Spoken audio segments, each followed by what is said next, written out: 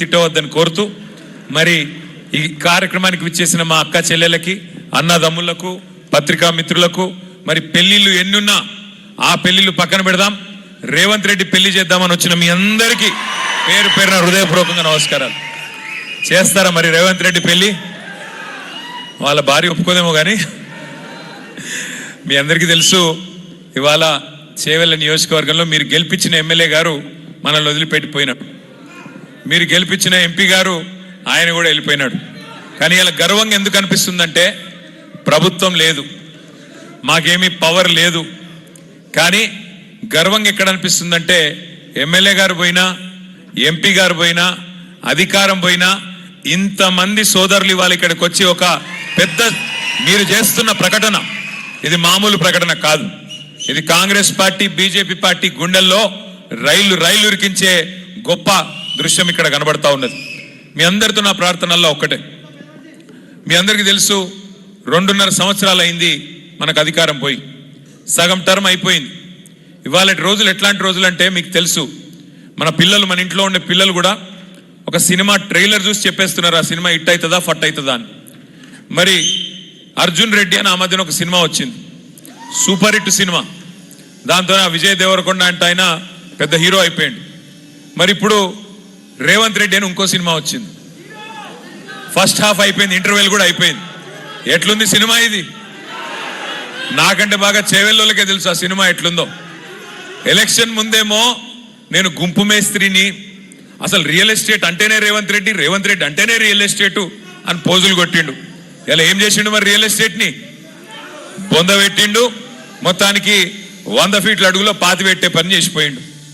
మన గవర్నమెంట్ ఉన్నప్పుడు పెద్దలు కేసీఆర్ గారు ఉన్నప్పుడు ఇప్పుడే నరేందర్ రెడ్డి గారు చెప్తా ఉన్నారు, షాబాద్లో చందన్వెల్లి కానీ సీతారాంపూర్లో కానీ ఎకరా 30 లక్షలు ఉండేది. కానీ అక్కడ ఇండస్ట్రియల్ పారిశ్రామిక పార్క్ తెచ్చిన తర్వాత అక్కడ ఇవాళ ప్రపంచ ప్రఖ్యాతి కలిగిన కంపెనీలు, ఒక మైక్రోసాఫ్ట్ కావచ్చు, అమెజాన్ కావచ్చు, వెల్స్పన్ కావచ్చు, ఇంకా ఇతర కంపెనీలు తీసుకొచ్చిన తర్వాత ఇవాళ ఎకరం 3 కోట్లకు తక్కువ ఇవాళ షాబాద్లో లేని పరిస్థితి ఆ ఏరియాలో. అదే రేవంత్ రెడ్డి గారు వచ్చిన తర్వాత ఇవాళ లక్షల మంది రియల్ ఎస్టేట్ మీద ఆధారపడి పనిచేసుకునే తమ్ముళ్ళు చెల్లెళ్ళు, మరి వారందరూ కూడా ఇవాళ దివాలా తీసే పరిస్థితి వచ్చింది. నిజంగా కూడా వాస్తవం ఏంది అంటే ఎన్నికలకు మునుపు ఎకరం ₹1 కోటి పలికింది కూడా ఇవాళ కనీసం 50-60 లక్షలు కూడా కొనడానికి ఎవరు సిద్ధంగా లేరు. నేను చెప్పేది కరెక్టా కాదా?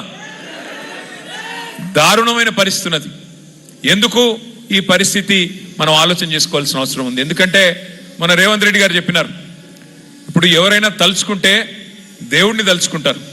అయ్యా నీకు ఆదర్శం ఎవరయ్యా అంటే ఒక శ్రీరాముడు అంటారు, లేదా ఒక శ్రీకృష్ణుడు అంటారు, ఇట్లా రకరకాలుగా చెప్తారు, దేవుళ్ళ పేర్లు చెప్తారు.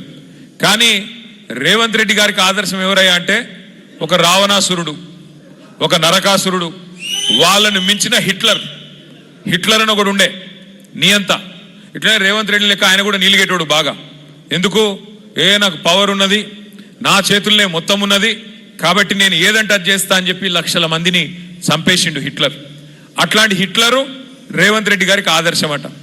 ఇండ్లుగులో కొడితే ఆయనకు పైశాచిక ఆనందం కలుగుతున్నదంట, చాలా మంచిగా అనిపిస్తుందంట. అందరు పేదవాళ్ళు గరీబోళ్ళు ఏడుస్తుంటే మంచిగా అనిపిస్తున్నదంట.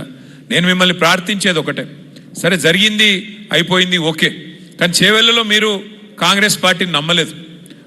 ఆ రోజు మన ఎమ్మెల్యేగా యాదయ్య గారు నిలబడ్డప్పుడు మీరందరూ కష్టపడి మరి ఆనాడు కేసీఆర్ గారు ముఖ్యమంత్రి అయితేనే బాగుంటుంది, ఈ 111 జీవో కానీ ఇంకోటి కానీ మా చేవెళ్ళ ప్రాంత అభివృద్ధి కానీ కేసీఆర్ గారు అయితేనే చేయగలుగుతారు అని చెప్పి ఆలోచన చేసి మీరు ఆ రోజు కూడా బీఆర్ఎస్ని గెలిపించినారు.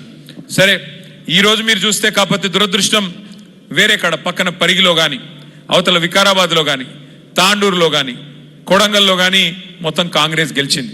చేవెళ్ళ కాడికి మనం గెలిచినాం, కానీ అవతల మొత్తం కాంగ్రెస్ గెలిచింది. ఎన్ని మాయ మాటలు, ఎన్ని అబద్ధాలు, ఎన్ని రకాల మరి విపరీతమైన డైలాగులు కొట్టినారో గుర్తు తెచ్చుకునే ప్రయత్నం ఒక్కసారి చేయండి.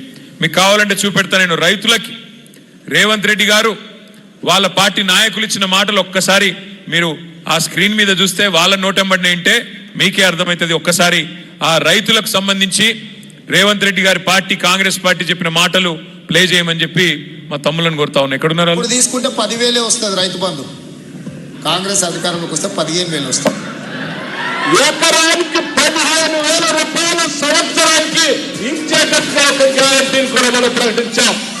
రైతు భరోసా, ఇందులో రైతులకు, కౌలు రైతులకు సంవత్సరానికి ఎకరాకు 15,000 రూపాయలు ఇచ్చే విధంగా, అదేవిధంగా నిరుపేదలైన కూలీలకు సంవత్సరానికి 12,000 రూపాయలు ఇచ్చే విధంగా రైతు భరోసా కార్యక్రమాన్ని రెండో గ్యారంటీ కింద ప్రకటించడం జరిగింది. సో యజమానికి రావాల్సింది యజమానికి ఆయన ఖాతాలో పడుతుంది, కౌలు రైతుకు రావాల్సింది కౌలు రైతుకు వస్తుంది. భూమి లేని వాళ్ళు ఉపాధి హామీ కూలికి పోయేట వాళ్ళకు కూడా ఇందులో మేము మద్దతు పెట్టినాము. అంటే ఇప్పుడు అందరికి ఇస్తాం అంటే ఆల్మోస్ట్, అందుకే అదే డబుల్ అవుతాయి. ఓవర్లాప్ కాదు, ఇందులో వస్తే ఇందులో రాదు, ఇందులో వస్తే ఇందులో రాదు. కేసీఆర్ అంటున్నాడు కాంగ్రెస్ వస్తే రైతు బంధు బంద్ అవుతుందని. ఎందుకు బంద్ అవుతుంది? మేమేమన్నా దివానగాలమా? మాకేమన్నా దమాక్ లేదా? ఇప్పుడు మేమేమన్నా దివానగాళ్ళమా? మాకేమన్నా దిమాగ్ లేదా?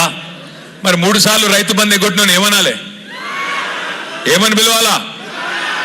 6 గ్యారంటీలు అంటివి, 100 రోజులు అంటివి, పెద్ద పెద్ద స్టోరీలు చెప్తివి కదా.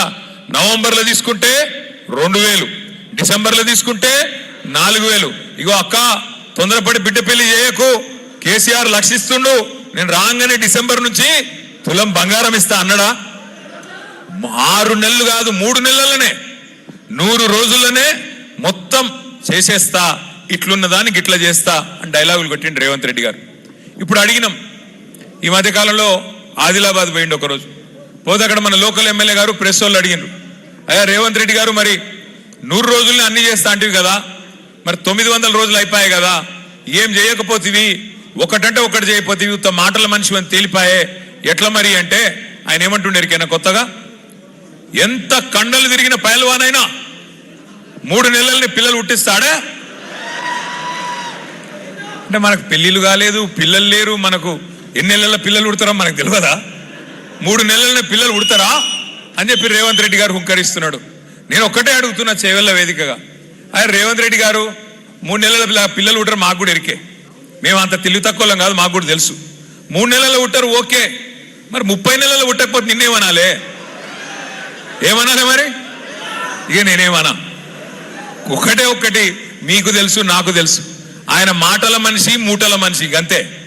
మాటలేమో మనకు చెప్పిండు, మూటలేమో ఢిల్లీకి మోస్తున్నాడు. కాప సాధించింది మాత్రం ఏమీ లేదు. కేసీఆర్ సారేమో 72,000 కోట్లు 70 లక్షల రైతుల